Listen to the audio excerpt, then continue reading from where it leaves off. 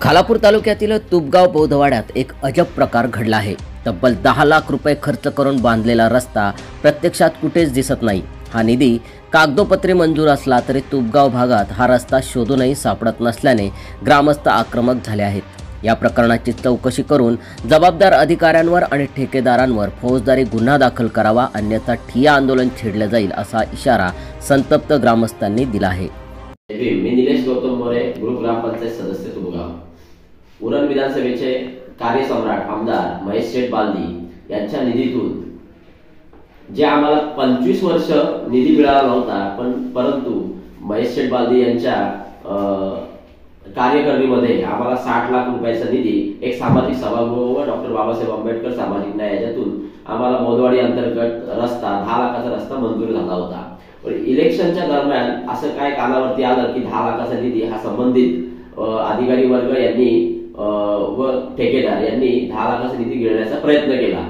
उरण विधानसभा मतदारसंघाचे आमदार महेश बालदी यांनी तुपगाव बौद्धवाड्यातील अंतर्गत रस्त्यासाठी निधी मंजूर केला होता। 25 वर्षात प्रथमच दलित वस्तीसाठी हा निधी मंजूर झाला होता। मात्र आरटीआय कार्यकर्ते सुरेश गावडे यांनी माहिती अधिकार अधिनियम 2005 अंतर्गत मागवलेल्या कागदपत्रांमधून हे धक्कादायक सत्य उघड झाले आहे। रस्त्याची 2 कामे पूर्ण झाल्याचा दावा करण्यात आला असला तरी प्रत्यक्षात त्या रस्त्याचा कुठे मागमूसही नाही। एवढेच नव्हे तर काम पूर्ण झाल्याचे सांगणारा फलकही गावात कुठेच दिसत नाही। ग्रामस्थांच्या वाढत्या आक्रमकतेमुळे 4 फेब्रुवारी 2025 रोजी दुपारी 2:30 वाजता वरिष्ठ अधिकारी आणि अभियंते गावात दाखल झाले, मात्र त्यांनाही हा रस्ता सापडला नाही। विशेष म्हणजे या कामाचे कंत्राटदार हर्षद मोरे हे देखील पाहणीसाठी हजर नव्हते, त्यामुळे ग्रामस्थांचा संशय अधिकच वाढला आहे।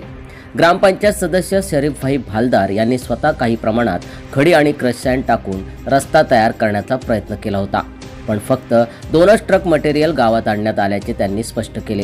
या प्रकारामुळे ग्रामस्थ प्रचंड संतप्त झाले असून संबंधित ठेकेदार हर्षद मोरे आणि जबाबदार अधिकाऱ्यांवर फौजदारी गुन्हा दाखल करण्याची मागणी करण्यात आली आहे। शासनाचा निधी गिळंकृत करण्याचा हा प्रकार असल्याचा ग्रामस्थांचा ठाम आरोप आहे। जर दोषींवर तात्काळ कारवाई झाली नाही तर आम्ही रस्त्यावर उतरून ठिय्या आंदोलन करू असा इशारा ग्रामस्थ, महिला आणि नागरिकांनी दिला आहे। आता प्रशासन या गंभीर प्रकाराची तपासणी करून दोषींवर कठोर कारवाई करणार का, की हा 10 लाखांचा निधी कायम फक्त कागदावरच राहणार? या प्रश्नांची उत्तरे मिळेपर्यंत ग्रामस्थांच्या रोषाची तीव्रता अधिकच वाढत जाणार आहे। सम्राट मराठी लाईव्हसाठी विशाल वाघमारेसह ब्युरो रिपोर्ट, खालापूर।